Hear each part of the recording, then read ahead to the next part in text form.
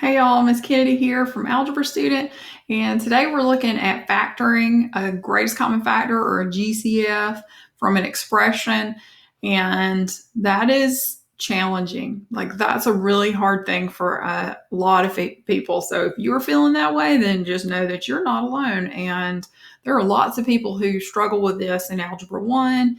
And even in Algebra 2, sometimes people are still having a hard time. So I'm going to show you a way that is really helpful, especially if you're not good with your times tables. If you're like, ooh, I struggle with those, I don't know those real well, then I'm going to show you a way that's going to work for you and make it really break it down into really small parts so that you can figure it out easier. Okay, so let's jump into the first one. So finding a greatest common factor is all about looking at the numbers and the letters. So the numbers are called integers and the letters are called variables. And that's not super important right now, but if you hear those words, just know that's what it's talking about. So first, I'm just going to do the number part. So the numbers, I'm just going to write them down over here, 18 and 63 and negative 54. And I'm going to divide those. I'm going to put a little upside down division symbol just because I don't have room to work up, but I have room to work down. Okay, so first things first is ask yourself, will these divide by 2? Are they even numbers, right? So 18 is even, but 63 is not. So no, these are not all even numbers. It has to work for all of them for it to work.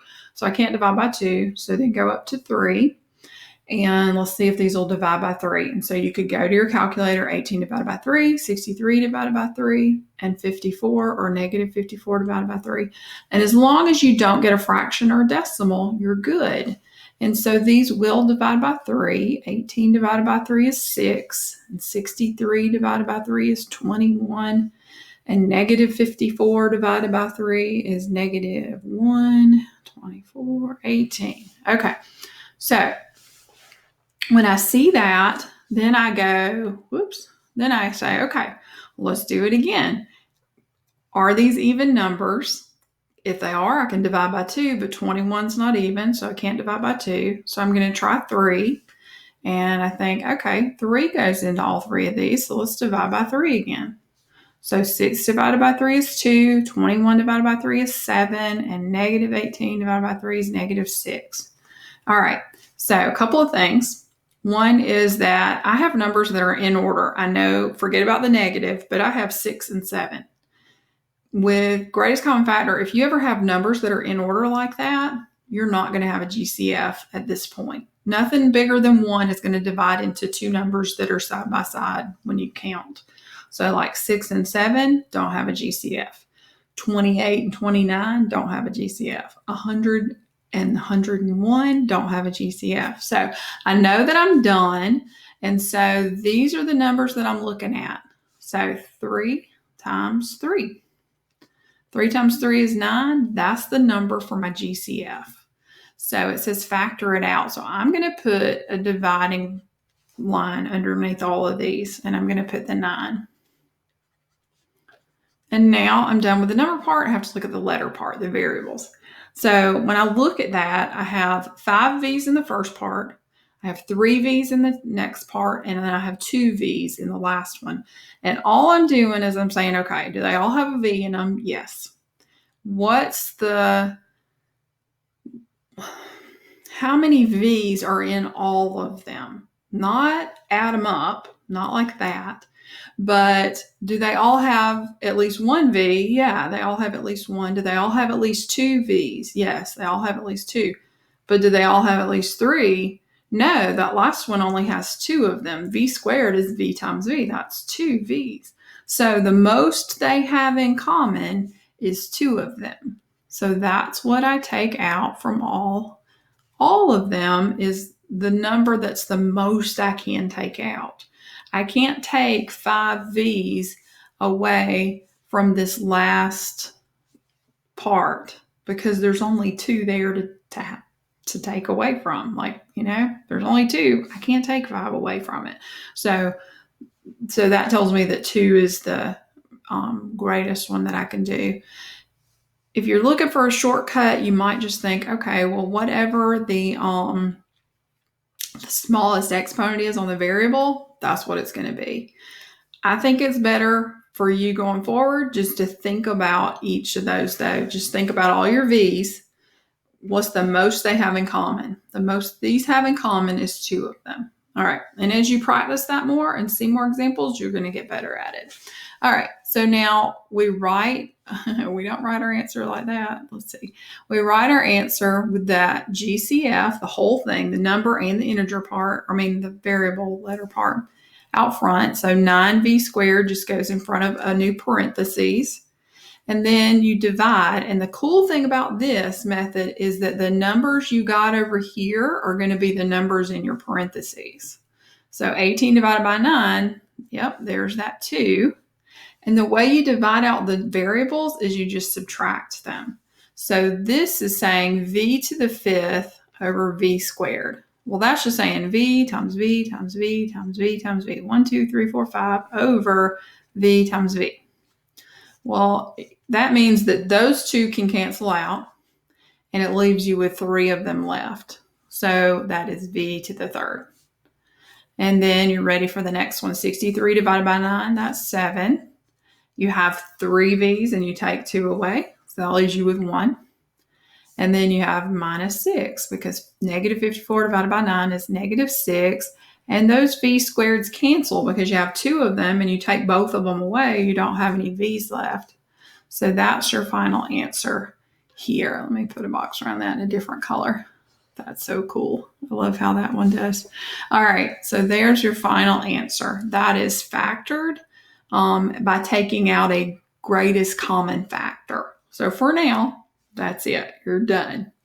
You'll get to a time later on when you'll be able to do something else with that potentially. All right, let's look at another one. So let's look at 54 and negative 42 and then positive 48. Okay, so we're going to think, okay, are they even numbers? If they're even numbers, I can divide by 2. Yes, they're even numbers. So 54 divided by 2 is 27. Negative 42 divided by 2 is negative 21. And 48 divided by 2 is 24. All right. Ask yourself again, are they even? No, 27 is not even. So then try 3. 3 goes into 27. Yeah, 3 works. Okay.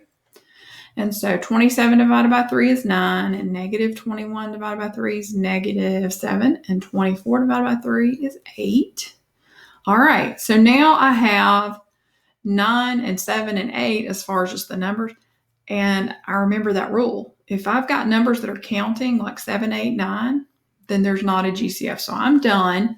So I've just got 2 and 3. So my GCF for the number part is 2 times 3, which is 6. Okay. So I know that I'm going to divide a 6 from all 3 of them. And then I look at the variables. I have 2 here and 3 here and 6 here. And so what's the most that I can take out of all of them? The most I can take out would be 2 n's multiplied together, so n squared. So I can take 2 out of all of those, but I can't take 3 out of all of them because that n squared just has 2 n's. I can't take 3 away from 2 things.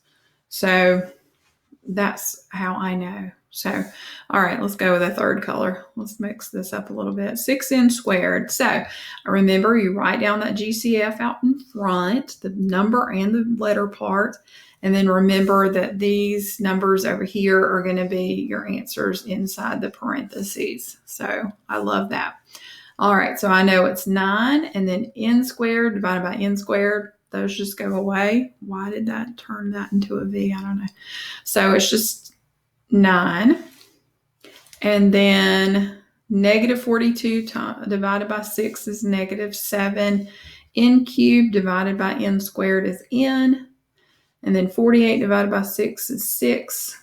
And n to the 6th over n squared. Remember, you're saying you could write out all 6 of them, or you can say it's n to the 6 minus 2 power, which is n to the 4th. Because you're just subtracting the exponents. 6, take 2 away, leaves you with 4. All right. Now, I would say that's the final answer there. It is possible, though, that your teacher's looking for that to be in descending order. And so if that's the case, then I'm just going to take that, keep the 6n squared out front, and I'm just going to put these in descending. So the 6n to the fourth is going to go first because that's the one that has the biggest exponent on the variable, n to the fourth. And then the 7n is going to go in the middle, and it's a negative, and then the 9 goes at the end, and it's a positive. All right, so I'm going to put 4. So I think those are roughly equivalent, but I can understand really well if your teacher wants you to have it in descending order, or your teacher may not be worried about that at this point, and so the first one would be okay too. All right, I hope that helps. This is confusing, like no doubt about it. So you can watch this again. You can watch my other video that goes into a lot more detail about this and spends more time on it. It's over here somewhere. And yeah, I hope this helps. Thanks. Bye.